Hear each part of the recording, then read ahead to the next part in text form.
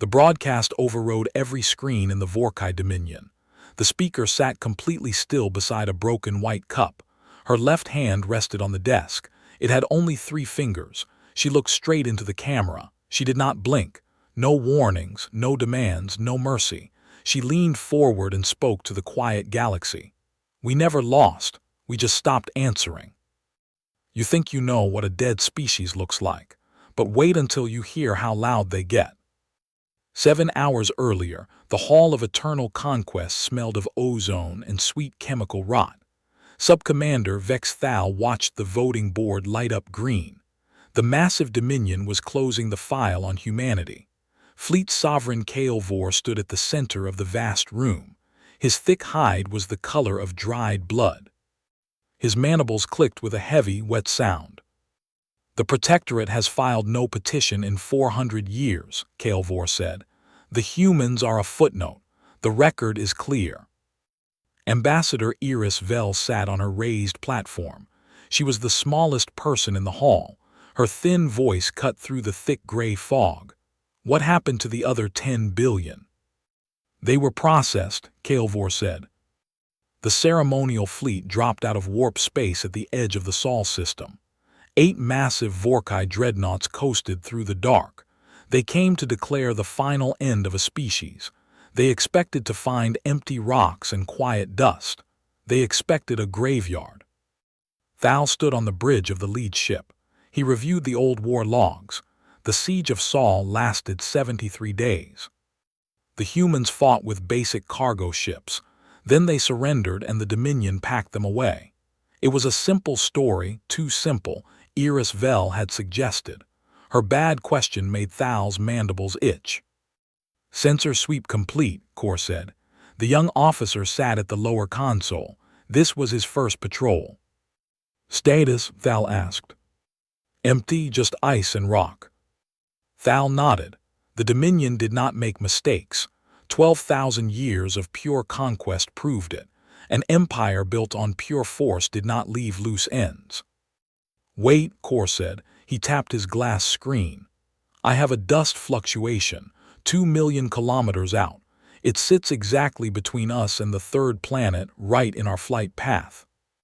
Thal walked over. He looked at the primary display. A gray haze covered the grid. It looked like a standard asteroid field.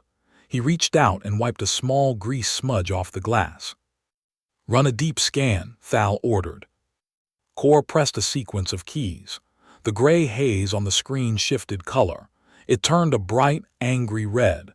Then it fractured into tiny dots, each one a distinct engine signature. That is not dust, Kor whispered. Thal gripped the metal console rail. The dots were moving. They were not drifting with gravity. They were flying.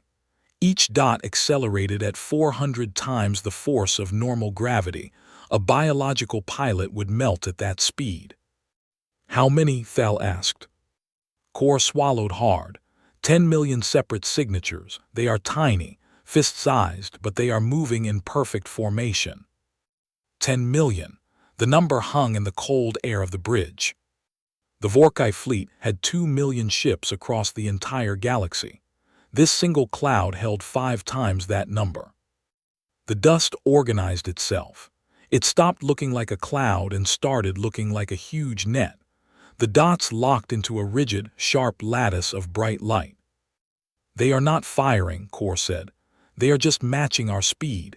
They are building a box around us. Thal felt a cold drop of sweat slide down his neck. He opened the main command link. It took almost 5 seconds for the signal to reach the capital. Fleet Sovereign, we have a serious situation at Sol. Kael'vor's voice boomed back over the main speaker. Clarify. There are ships here. There are so many ships. There are no ships, Kael'vor said. The humans were processed. The record is clear. Thal watched the red dots close the final gap. Fleet Sovereign, the record is wrong. Back on Earth, 4 kilometers under the dry dirt of the Gobi Desert, Petty Officer Jin Takahashi sat in a hard metal chair. He stared at his monitor. A photograph of a brown dog with a white patch on its eye was taped to the frame. He rubbed his thumb over the dog's face. Then he slid his hands over the smooth control spheres. He closed his eyes. His neural link engaged. In deep space, 30 hunter drones mirrored the exact movements of Takahashi's mind. They shifted left. They held their line. There were 300,000 other pilots sitting in dark rooms just like his, doing the exact same thing. A silent army buried in the rock, working in perfect sync. Thal watched the drone net tighten on his screen. "Why aren't they shooting?" he asked. Kor's hands shook over his keyboard. "They do not have to shoot. If we fire our main guns, the energy burst will hit the drones. The drones are packed so tight that the explosion will cause a massive chain reaction." Thal understood. The explosion would bounce right back. The Vorkai fleet would vaporize itself in a fraction of a second. "They have us in a cage," Thal said. "A cage made of pure speed." The silence on the bridge felt heavy. The crew stared at the screens. The Grand Vorkai dreadnoughts, suddenly useless metal tubes. Thal looked at the incoming telemetry data. The drones were covered in a dark stealth polymer. They absorbed radar. They deflected heat. Someone had spent centuries designing the perfect trap. 400 years. Thal tried to wrap his mind around the vast block of time. The Vorkai lived for many centuries. Waiting was easy for them. Humans only lived for 8 decades. They had to pass this heavy mission down. Fathers gave it to daughters. Teachers gave it to students. Generations were born in underground bunkers, never seeing the sun, building a massive weapon they would never live to use. They just passed the heavy hammer to the next pair of hands. Which meant the deep anger was entirely fresh. "Incoming transmission," Kor said. "It is overriding our comms. It is overriding the capital relays. It is going to every screen in the whole Dominion." "Block it," Thal snapped. "I cannot block it. It has a level 1 access code. They stole our master keys." The main screen flickered, the tactical map vanished, a face appeared. Thal stared at the data stream running below the video feed. It wasn't just a video picture. It was a massive data dump. The humans were sharing their deepest secrets. Files scrolled past his eyes. 200 hidden foundries built inside hollowed-out asteroids and gas giant cores. 16 generations of pilots. 10 million active hunter drones. And a second number. 90 million more drones sitting at 60% completion. They had not just built a small defense force. They had built an extinction engine, and they were just showing the first wave. Thal's mandibles froze mid-click. His body locked up. He couldn't move his jaw. He looked around the quiet bridge. His proud officers, bred for conquest, were shrinking away from the bright monitors. The Vorkai conquered by overwhelming force. They arrived, they burned, they stayed. They did not understand the quiet art of hiding. They did not understand the cold math of patience. The humans had turned their own defeat into a thick blanket. They pulled it over their heads and worked in the total dark, hiding behind their own fake death. "They let us think we won," Thal whispered to himself. "They let us write the history books." The data stream showed the truth of the missing 10 billion. They had not been processed in dirty Dominion camps. They had scattered. They hid deep in the Kuiper Belt ice.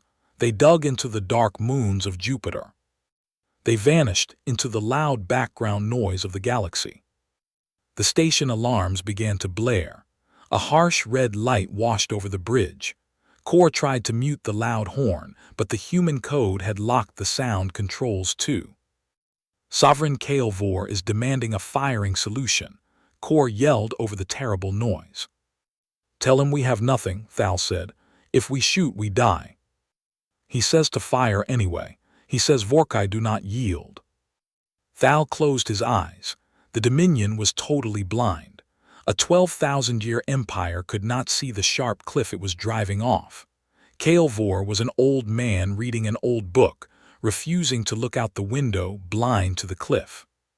"Turn off the weapons," Thal ordered. Kor stared at him. "Sir."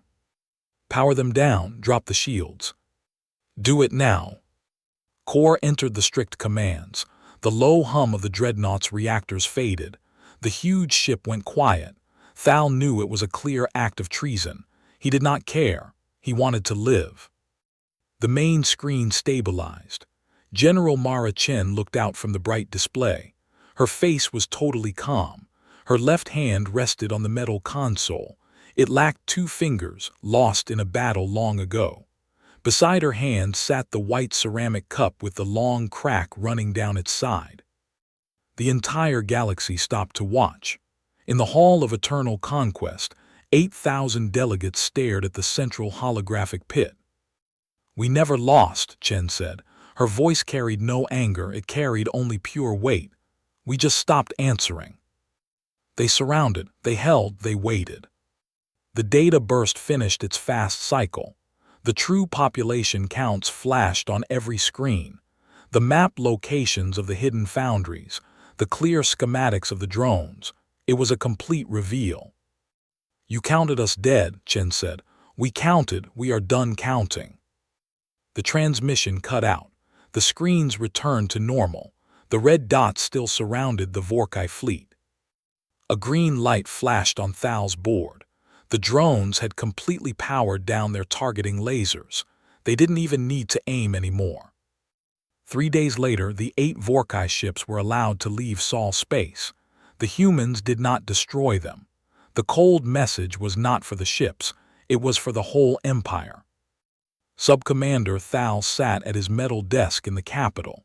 He typed his official military report. He described the vast drone lattice. He detailed the extreme acceleration. Then he paused. He typed a paragraph about the broken white cup on the general's desk. He did not know why he included it. He just knew it mattered.